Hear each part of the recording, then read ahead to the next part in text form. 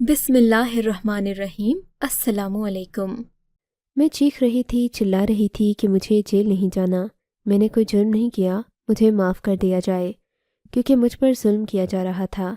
میرا وہ شوہر جس سے میں دل و جان سے محبت کرتی تھی پاس کھڑا تھا اور کچھ نہیں کر پا رہا تھا۔ میری ساس، میری نندیں سب مجھ پہ ہنس رہی تھیں۔ ایسا لگتا تھا کہ کوئی برا خواب ہے، لیکن خواب نہیں، حقیقت تھی۔ مجھے جیل بھیج دیا گیا۔ مجھے لگا تھا کہ میری زندگی اتنی بری ہو جائے گی کہ شاید میں جینے کی امید ہی چھوڑ دوں، لیکن یہاں پر آ کر مجھے ایک ایسی کہانی کے بارے میں پتہ چلا کہ مجھے اپنی زندگی سے محبت ہو گئی۔ پھر کرتے کراتے اس کہانی کی وجہ سے میری اپنی زندگی بدل گئی۔ یہ سب کچھ کیسے ہوا آپ لوگ جان کے حیران رہ جائیں گے، کیونکہ جب میں جیل میں گئی تو مجھے میری زندگی کی سب سے بڑی خوشی ملی، اور وہ خوشی یہ تھی کہ اس جیل میں ہر رات کو صرف میرے لیے میری شادی ایک بہت خوبصورت نوجوان سے ہوئی تھی۔ میرا نام رتابہ تھا، اس کا نام سلیم۔ ہم لوگ ایک دوسرے سے بہت محبت کرتے تھے۔ اس نے اپنے ماں باپ کے خلاف جا کر مجھ سے شادی کی تھی، پر اس کے ماں باپ نے ہمیں بڑی آسانی سے قبول کر لیا تھا۔ مجھے یہ بات تھوڑی عجیب لگی تھی، پر پھر سوچا کہ اکلوتے بیٹے کی خوشی کے لیے یہ سب کچھ کیا، لیکن ان کے گھر والوں نے میرے خلاف سازشیں کیں، سیاست کی۔ پھر بھی میرا شوہر مجھ سے اتنی محبت کرتا تھا کہ کسی کی باتوں میں نہیں آتا تھا۔ مجھے ایسا لگتا تھا کہ میں ایک خواب جی رہی ہوں، کیونکہ میرا اس دنیا میں اب میرے شوہر کے علاوہ کوئی بھی نہیں تھا۔ پر نہ جانے کیا ہوا کہ ایک دن اس کے ایک کزن نے مجھ پہ بری نظر رکھی۔ میں کوئی عام لڑکی نہیں تھی کہ ڈر جاتی۔ میں نے اس سے کہا، اگر آئندہ میری طرف ہاتھ بھی بڑھانے کی کوشش کی تو میں تمہیں جان سے مار دوں گی۔ میں نے اسے یہ دھمکی سب کے سامنے دی تھی۔ سب لوگ حیران ہوئے تھے، لیکن میرے شوہر نے کہا تھا کہ تم نے بالکل ٹھیک کیا۔ وہ میرے شوہر کا فرسٹ کزن تھا اور بھائیوں سے بھی بڑھ کر تھا، گھر میں ہی رہتا تھا، لیکن میرے معاملے میں میرے شوہر نے میرا ساتھ دیا، اس کا نہیں۔ پر کچھ دن کے بعد کسی نے اس کو جان سے مار ڈالا، اور پھر کیا تھا، الزام مجھ پر آیا، کیونکہ جب انگلیوں کے نشانوں کا پتہ لگایا گیا تو وہ نشان میرے تھے۔ ان لوگوں نے مجھ پہ کیس کر دیا۔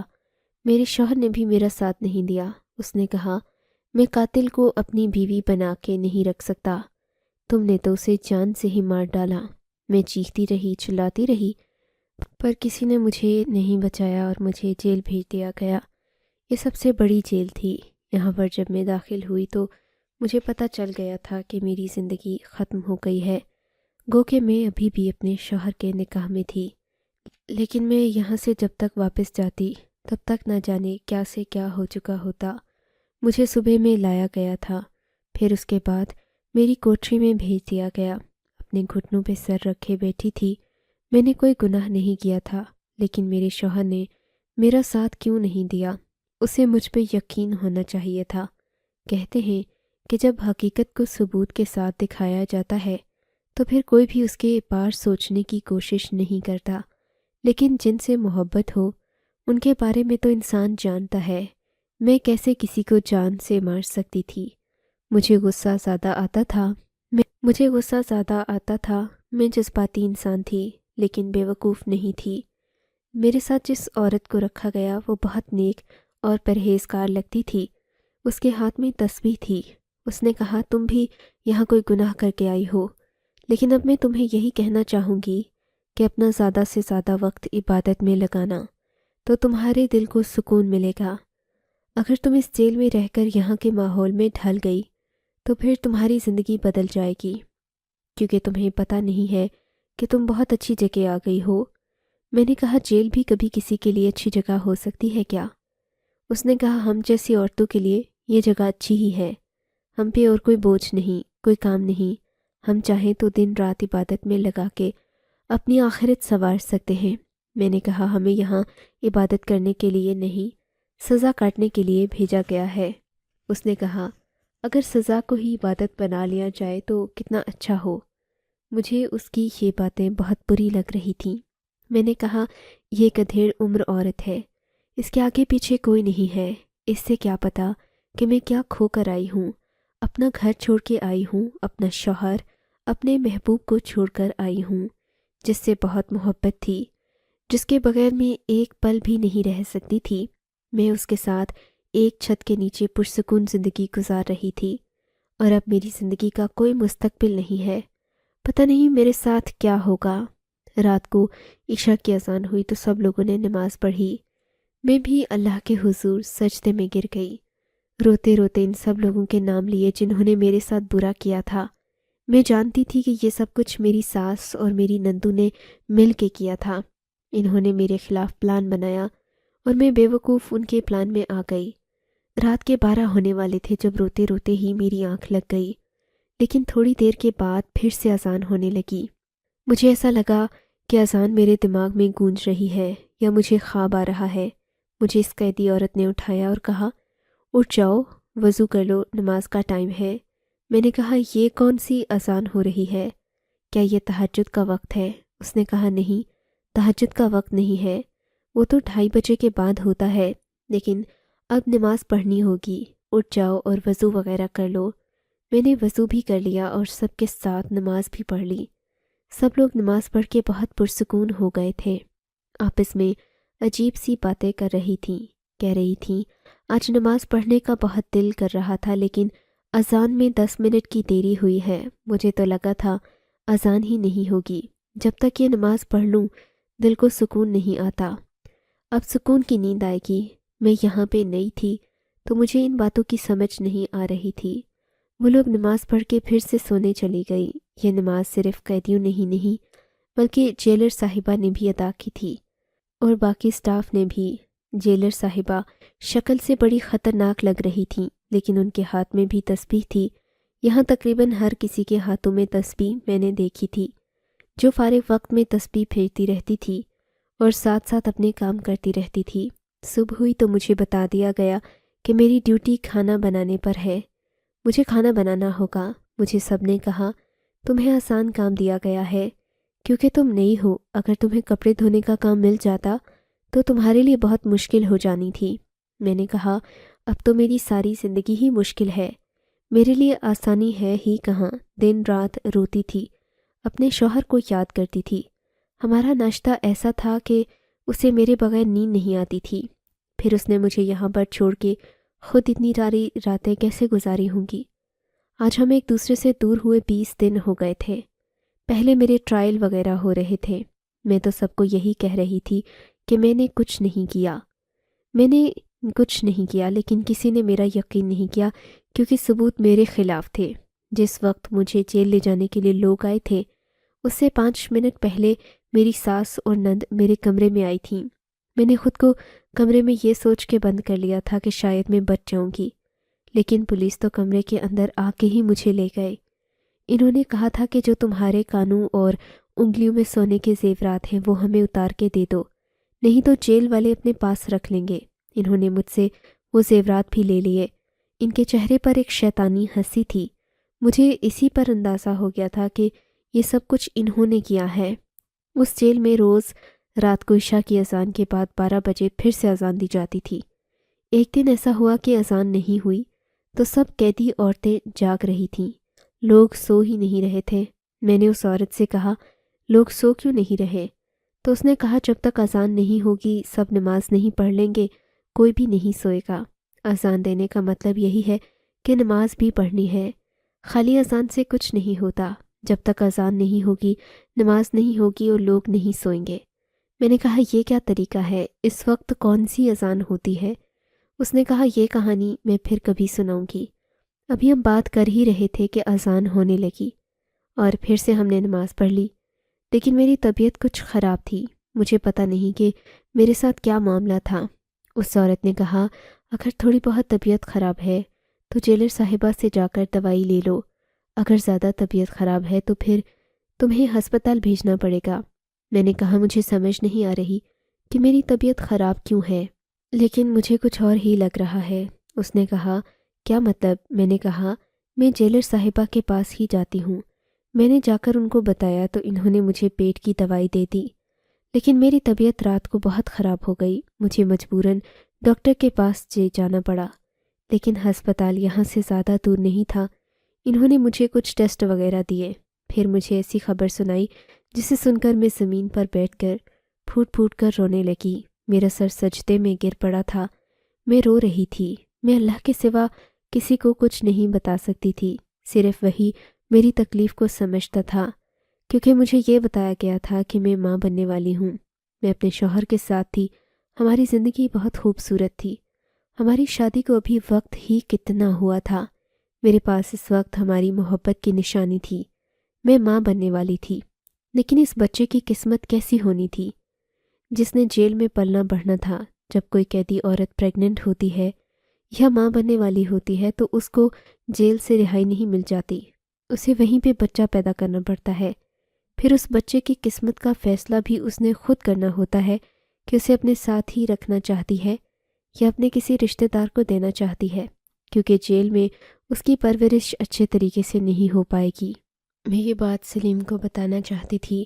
میں نے تو اس بات کے خواب سوچے تھے کہ جس دن مجھے پتہ چلے گا کہ میں ماں بننے والی ہوں، میں اپنے شوہر کو ایک بہت بڑا تحفہ دوں گی، اس کی ویڈیو بناؤں گی، اسے بتاؤں گی کہ وہ باپ بننے والا ہے، پھر اس کے چہرے کے تاثرات کو کیمرے میں ہمیشہ کے لیے قید کر لوں گی۔ پھر کبھی بیٹھ کے دیکھا کریں گے کہ جب ہمیں پتہ چلا تھا کہ ہماری اولاد اس دنیا میں آنے والی ہے تو ہمارے تاثرات کیسے تھے۔ جتنا میں سلیم کو جانتی تھی، مجھے اندازہ تھا کہ اس کی حالت میرے بغیر بہت بری ہوگی۔ وہ میری یاد میں تڑپ رہا ہوگا۔ عورت کی محبت اور مرد کی محبت کہتے ہیں کہ دو الگ الگ باتیں ہیں، لیکن محبت ایک جیسی ہوتی ہے، تڑپ ایک جیسی ہوتی ہے۔ مرد شاید اپنی محبت کا اظہار نہیں کر پاتا اور عورت اظہار زیادہ کرتی ہے، لیکن محبت تو اسی شدت کی ہوتی ہے۔ مجھے بتایا گیا کہ مجھ سے ملنے کے لیے کوئی آیا ہے، یعنی میری ملاقات آئی ہے۔ میں حیران ہوئی کہ مجھ سے ملنے کے لیے کون آ سکتا ہے۔ جب میں اس جگہ پر گئی جہاں پر قیدی باہر سے آنے والے لوگوں کے ساتھ ملاقات کر سکتے تھے، وہ ایک جالی تھی جس کے پاس آپ کا کوئی اپنا کھڑا ہوتا ہے، جس کو دیکھ کے آپ کو بہت سکون ملتا تھا۔ وہاں پر میری ایک دوست کھڑی تھی۔ یہ میری وہی دوست تھی جو میرے بارے میں اور سلیم کے بارے میں اچھی طرح جانتی تھی اور میری طرف سے شادی میں صرف یہی شامل ہوئی تھی۔ مجھے تو یاد ہی نہیں تھا کہ وہ وکالت کر رہی تھی۔ جب اس نے مجھے دیکھا تو اس کی آنکھوں میں آنسو آ گئے۔ اس نے کہا، مجھے تو پتہ ہی نہیں چلا کہ تمہارے ساتھ اتنا برا ظلم ہو گیا۔ تم فکر نہیں کرو، میں تمہاری مدد کروں گی۔ میں نے کہا کہ میری مدد کرو کیونکہ میں ماں بننے والی ہوں۔ جب میں نے اس کو یہ بات بتائی تو وہ اور بھی زیادہ پریشان ہو گئی۔ اس نے کہا، میں سلیم سے بات کرتی ہوں۔ تو میں نے کہا کہ میں سلیم سے بات نہیں کرنا چاہتی، میں نہیں چاہتی اسے یہ سب پتہ چلے۔ اس نے میرے ساتھ اچھا نہیں کیا، اس نے میرا ساتھ نہیں دیا۔ میں اسے اس کی اولاد کے بارے میں نہیں بتاؤں گی۔ میرے پاس اب میری زندگی میں کچھ نہیں ہے سوائے میری اولاد کے۔ میں اسے پالوں گی، اپنے بلبوتے پہ پالوں گی، جو کرنا پڑے گا کروں گی، لیکن اسے نہیں بتاؤں گی۔ اس کو اس اولاد کی شکل بھی نہیں دیکھنے دوں گی۔ مجھے میری دوست نے کہا، تم بھی تو غلط کر رہی ہو، معاشرے کا غصہ اس پہ نکال رہی ہو۔ اگر اس کی جگہ کوئی بھی ہوتا تو ہم خود بھی ہوتی تو شاید تمہارا رد عمل یہی ہوتا، تمہارے خلاف ثبوت ملے تھے۔ میں نے کہا، مجھے نہیں پتا کہ میرے خلاف ثبوت کہاں سے آئے تھے۔ میں نے تو اس ہتھیار کو ہاتھ تک نہیں لگایا جس کے ساتھ اسے ختم کیا گیا ہے۔ شاید یہ سب کچھ تب کیا گیا جب میں اپنے ہوش و حواس میں نہیں تھی۔ میری انگلیوں کے نشان لیے گئے تھے۔ میری دوست نے کہا کہ تمہارا کیس بہت کمزور ہے، تمہاری طرح سے کوئی بھی گواہ نہیں ہے، نہ کوئی ثبوت ہے جس سے تمہیں بچایا جا سکے، لیکن پھر بھی میں پوری کوشش کروں گی۔ اور تم ماں بننے والی ہو، ہم اس بات کو بھی استعمال کر سکتے ہیں، تمہاری سزا کم کروا سکتے ہیں، کچھ نہ کچھ تو کریں گے۔ بس میں تمہیں یہی بتانے آئی تھی کہ میں ہاتھ پہ ہاتھ رکھ کے نہیں بیٹھی، تمہاری مدد کرنے کے لیے کچھ بھی کرنے کو تیار ہوں۔ میری دوست کی باتوں سے مجھے تھوڑی تسلی ملی تو تھی، لیکن یہ تسلی کافی نہیں تھی۔ جب عورت ماں بننے والی ہوتی ہے تو اس کو بہت زیادہ پیار، خدمت اور خیال کی ضرورت ہوتی ہے۔ میں تو جیل میں تھی، کس طرح سے اپنے آپ کو سنبھال کے پھر رہی تھی یہ میں ہی جانتی تھی۔ ساری رات روتے ہوئے گزارتی تھی۔ عورتیں منع کرتی تھیں کہ اگر تم روئی تو تمہارے بچے کی جان کو خطرہ ہوگا۔ میں ایسا نہیں چاہتی تھی، لیکن آنسو نہیں رکتے تھے۔ غم تھا کہ کم ہی نہیں ہوتا تھا۔ ایک دن نہ جانے کیا ہوا، شاید کوئی اذان دینے کے لیے اٹھا ہی نہیں تھا۔ سب عورتوں نے شور کرنا شروع کر دیا۔ وہ اس طرح سے شور کر رہی تھیں کہ جیسے کوئی قیامت آ جائے گی۔ میں نے کہا کیا ہو گیا ہے؟ اگر ایک اذان نہیں ہوگی تو کیا ہو جائے گا؟ یہ کون سی فرض نماز ہے؟ یہ تو میرے ساتھ جو عورت تھی اس نے کہا کہ تمہیں نہیں پتہ، اگر ایک دن یہاں پر اذان نہیں دی گئی اور ہم نے نماز نہیں پڑھی تو یہاں بہت برا ہوگا۔ میں نے کہا پر مجھے تو یہ سب کچھ بہت عجیب لگتا ہے، کیسے برا ہو جائے گا؟ اس نے کہا تمہیں تو زیادہ بچ کے رہنا ہوگا، تم تو ماں بننے والی ہو، تمہارے اندر ایک زندگی ہے، تم ان چیزوں کو سمجھ ہی نہیں رہی ہو۔ عورتوں نے تو باقاعدہ چیخنا چلانا شروع کر دیا۔ کچھ عورتوں تو بچاؤ بچاؤ کی صدائیں لگانے لگیں کہ کچھ تو بچاؤ، اذان دو، کوئی تو اذان دو۔ پھر کہیں جا کے اذان ہونا شروع ہوئی تو سب کے دلوں کو ایسے سکون آیا جیسے کوئی بہت بڑی بربادی ہونے والی تھی اور بالآخر اس سے نجات مل گئی تھی۔ اتنی خوش تو یہ عورتیں تب بھی نہ ہوتی تھیں جب ان کو یہ خبر سنائی جاتی کہ آپ سب کی سزا ختم ہو گئی ہے اور آپ کو اس جیل سے روانہ کر رہے ہیں۔ سب نے خوشی خوشی نماز ادا کر لی۔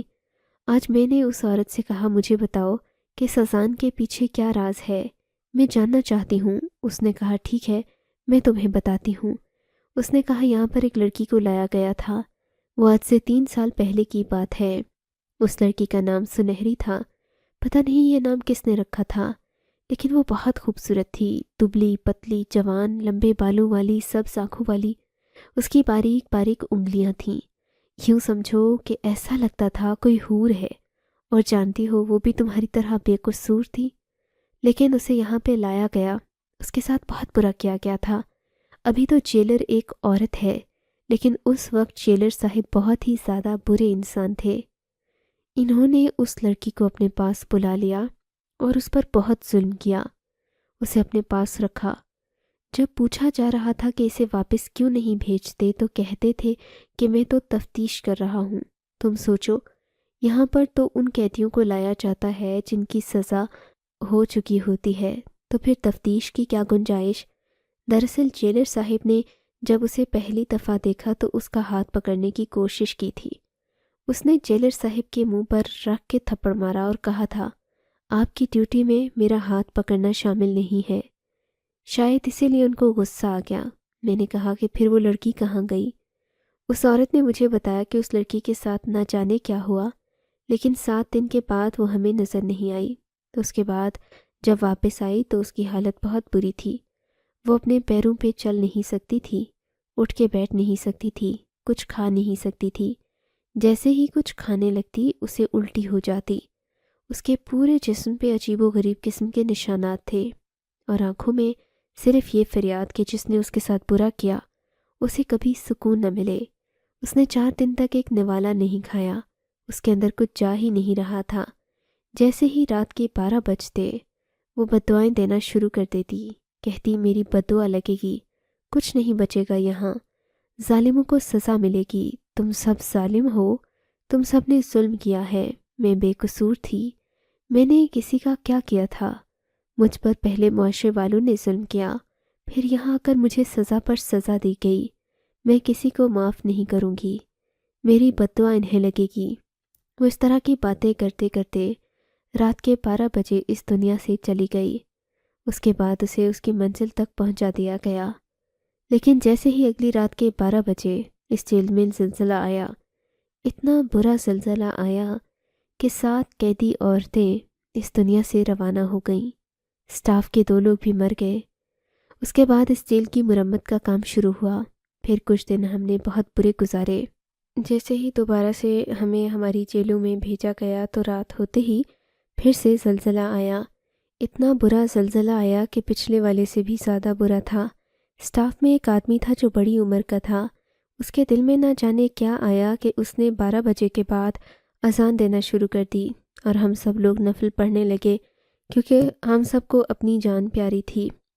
اس کے بعد وہ روز اذان دینے لگا اور اس کے بعد پھر کچھ برا نہیں ہوا، لیکن اسی طرح 6 مہینے گزر گئے۔ ایک دن وہ اذان دینا بھول گیا کیونکہ یہ فرض نماز تو نہیں تھی، اسی لیے شاید اس نے سوچا ہوگا کہ آج نہیں دوں گا اذان تو کیا ہو جائے گا۔ پر یہ یقین نہیں کرو گی کہ اس دن پھر سے ہمارے اوپر ایک آفت آئی۔ اتنا طوفان آیا کہ پوری جیل کی بجلی خراب ہو گئی، اور سلاخوں میں کرنٹ دوڑنے لگا۔ 4 لوگ اس دنیا سے چلے گئے۔ ہمیں لگتا ہے کہ اس لڑکی کی بددعا نے اس جیل کو کھیل لیا ہے، اسی لیے جب بھی رات کے 12 بجتے ہیں تو اذان دی جاتی ہے، اور ہم سب لوگ اپنی اپنی مرضی سے نوافل ادا کرتے ہیں۔ کوئی 4 نفل پڑھتا ہے، کوئی 2، کوئی 8، جس کا جتنا دل کرتا ہے اور اتنا پڑھتا ہے، یہاں تک کہ ہمارے اوپر کوئی مصیبت نہ آئے۔ جب کسی معصوم اور نردوش انسان کے ساتھ کچھ برا ہوتا ہے نا، تو پھر اس کے ایسے ہی نتیجے نکلتے ہیں۔ یہ بات سن کے میری آنکھوں میں بھی آنسو آ گئے۔ میں نے کہا، اور وہ جیلر، اس کے ساتھ کیا ہوا؟ اس نے کہا کہ اس کے ساتھ تو بہت برا ہوا، وہ تو اوپر والی منزل پہ کھڑا تھا، نیچے گرا، اس کے بعد اس دنیا سے ہی چلا گیا۔ تب سے تحریم بی بی یہاں کی جیلر ہیں، لیکن وہ سب کے ساتھ اچھا معاملہ رکھتی ہیں، کیونکہ پہلے بھی وہ ادھر ہی کام کرتی تھی۔ یہ سارا واقعہ ان کی آنکھوں دیکھا بھی ہے۔ تمہارے ساتھ بھی برا ہوا ہے نا، اور اب تو تم ماں بھی بننے والی ہو، اسی لیے میں تو یہی کہوں گی کہ تم سب کے لیے دعا کرنا، کسی کے لیے بددعا نہ کرنا۔ انسان کبھی کبھی اپنے دکھ اور پریشانی میں آ کے بددعا تو دے دیتا ہے، لیکن پھر اپنی بددعا کا اثر دیکھ کے اس کا اپنا دل بھی چلا جاتا ہے۔ وہ سوچنے لگتا ہے کہ کاش میں نے بددعا ہی نہ دی ہوتی تو اچھا تھا۔ اس کہانی کے بارے میں سن کے میری بھی تھوڑی سوچ بدل گئی۔ میں نے بھی اپنی ساس اور نندوں کو بہت بددعائیں دی تھیں، کیونکہ ایک انسان بددعا دینے کے علاوہ کچھ نہیں کر سکتا، لیکن اب میں نے سوچ لیا تھا کہ میں کسی کو بددعا نہیں دوں گی۔ بددعا لگ جاتی ہے جب آپ کا دل ٹوٹا ہوتا ہے، تو آپ کے دل سے نکلی ہوئی بات، یہاں تک کہ اگر آپ ظلم پہ خاموش ہو جاتے ہیں تو آپ کی وہ خاموشی بھی ظالم پہ پڑ جاتی ہے، اس کا انجام اس کے سامنے آ جاتا ہے۔ پھر میرے ساتھ برا کرنے والوں میں تو میری اپنی محبت بھی شامل تھی۔ میں نہیں چاہتی تھی کہ سلیم کے ساتھ کچھ بھی برا ہو، اسے اس کے کیے کی سزا ملے۔ اس نے میرا ساتھ نہیں دیا تھا، مجھ پہ بھروسہ نہیں کیا تھا۔ ساری دنیا کہتی تھی کہ میں بری ہوں، لیکن وہ کہتا کہ نہیں، میری بیوی ایسا نہیں کر سکتی، تو میں آج یہاں پہ نہ ہوتی۔ مجھے پھر سے بتایا گیا کہ میری ملاقات آئی ہے۔ میں سمجھ گئی کہ میری دوست ارم ہوگی، مجھ سے ملنے کے لیے آئی ہوگی۔ بیچاری کوشش کر رہی ہے کہ مجھے یہاں سے نکلوا سکے، لیکن مجھے پتا تھا کہ یہ سب کچھ اتنا آسان نہیں ہوگا۔ جیلر صاحبہ نے بھی مجھے ایک دن اپنے کمرے میں بلایا تھا، وہاں پہ بیٹھ کے مجھے کچھ پھل کھلائے۔ انہوں نے کہا تمہاری صحت کے لیے اچھے ہیں۔ ساتھ ساتھ میں نے ان کو یہ سب کچھ بتایا تو انہوں نے کہا ہمارا کام تو ہماری ڈیوٹی کرنا ہے۔ یہاں پہ کچھ لوگ مظلوم بھی آ جاتے ہیں، لیکن جو ایک دفعہ یہاں پر آ گیا پھر اس کا یہاں سے نکلنا بہت مشکل ہے، اور تمہارے اوپر تو کسی کو جان سے مارنے کا کیس ہے۔ یہ کوئی آسان بات نہیں ہے، بس تم اس طرف امید نہ لگاؤ، لیکن اگر تمہاری قسمت میں رہائی لکھی ہوگی تو تمہیں مل جائے گی۔ جب میں اس طرف گئی تو یہ دیکھ کر حیران رہ گئی کہ وہ میری دوست ارم نہیں بلکہ سلیم تھا۔ ایک پل کو تو میرے قدم آگے کو بڑھے۔ وہ کہتے ہیں نا، آج برسوں کے بعد اسے دیکھ کے ایک پل کو دل تو دھڑکا، لیکن پھر رک گیا۔ مجھے وہ سب کچھ یاد آ گیا، میرے چہرے پر سرد مہری کے جذبات ابھر آئے۔ میں وہاں جا کے کھڑی تو ہو گئی، اس کی آنکھوں میں آنسو تھے، وہ مجھے عجیب نظروں سے دیکھ رہا تھا۔ میں نے کہا آپ یہاں پہ کیا کر رہے ہیں؟ تو کہنے لگا مجھے ہم نے بتایا کہ تم ماں بننے والی ہو۔ میں نے کہا ہاں، ماں بننے والی ہوں۔ تو کیا اپنی اولاد کے لیے آئے ہو؟ میں آپ کو پہلے بتا دوں کہ یہ آپ کی اولاد نہیں، میرا بچہ ہے۔ میں خود اس کے لیے کر لوں گی مجھے جو بھی کرنا ہوگا۔ آپ کی ہمدردی الحمدللہ مجھے نہیں چاہیے، اب ہمدردی اور رحم کرنے کا وقت گزر چکا ہے۔ میرے شوہر نے اپنے دونوں ہاتھ جوڑے اور کہا مجھے معاف کر دو، کیونکہ جن لوگوں نے تمہارے ساتھ برا کیا ان کے ساتھ بہت برا ہو گیا ہے۔ میری امی کو کینسر ہو گیا، میری بہنوں کو طلاق۔